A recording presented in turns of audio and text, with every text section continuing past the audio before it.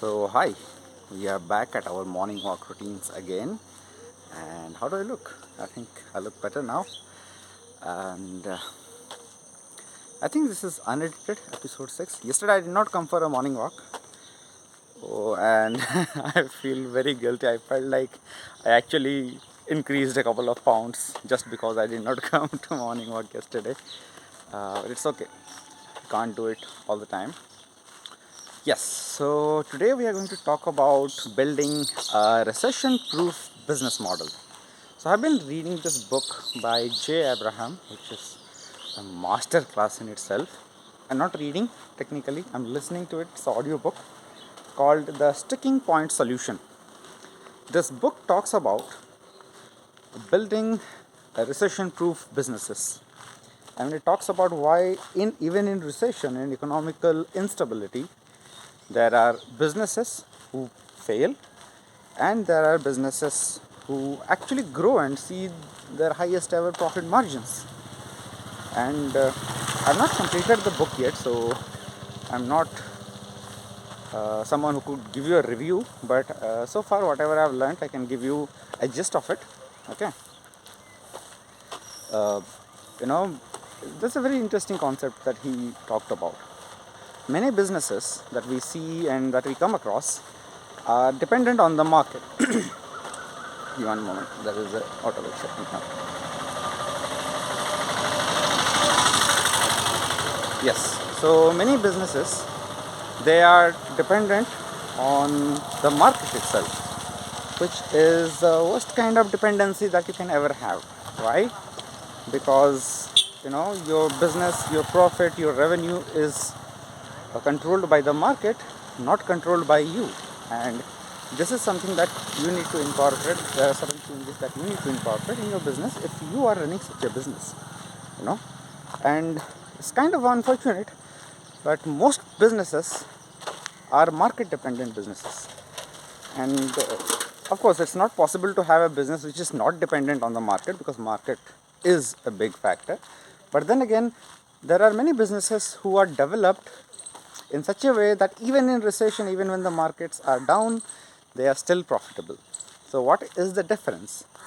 So far, whatever I've read in this book and whatever I've observed while listening to many other people, reading a lot of other books, is that the businesses which succeed, they innovate even when the market is down, and especially when the market is down. And that's probably the one thing that separates successful businesses that come out of recession and just boost their revenues, boost their sales and everything, versus mediocre businesses which are typically dependent on the market.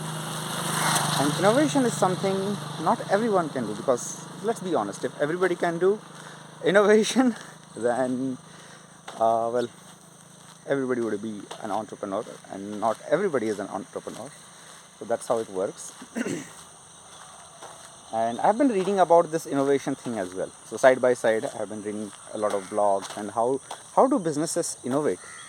So I have realized, especially in case of e-commerce, many people, you'd be surprised, many people do not take customer research or customer feedback seriously. I don't know whether it's ego. I don't know whether they have like buried their legs too deep into the grounds. But many businesses, they have not taken customer feedback seriously, and they have not innovated as per their customers.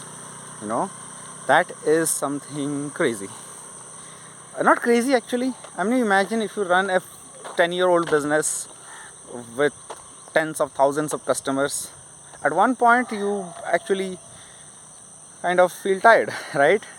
But then again, these big corporations which have stood the test of time, they have always innovated, they have always done the market research, saw what their customers needed, and accordingly they improved their product.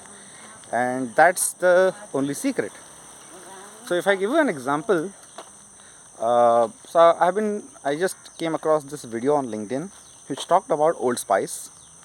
And apparently Old Spice, value was going down, sales were not happening around 80s or some 90s or somewhere like that. So they did some market research and they found out that the most of their purchases are actually done by women for their husbands, spouses, or let's say boyfriends. So they crafted their entire marketing campaign and all their products not catering to the men. I mean, obviously they are men product, but appealing to the women.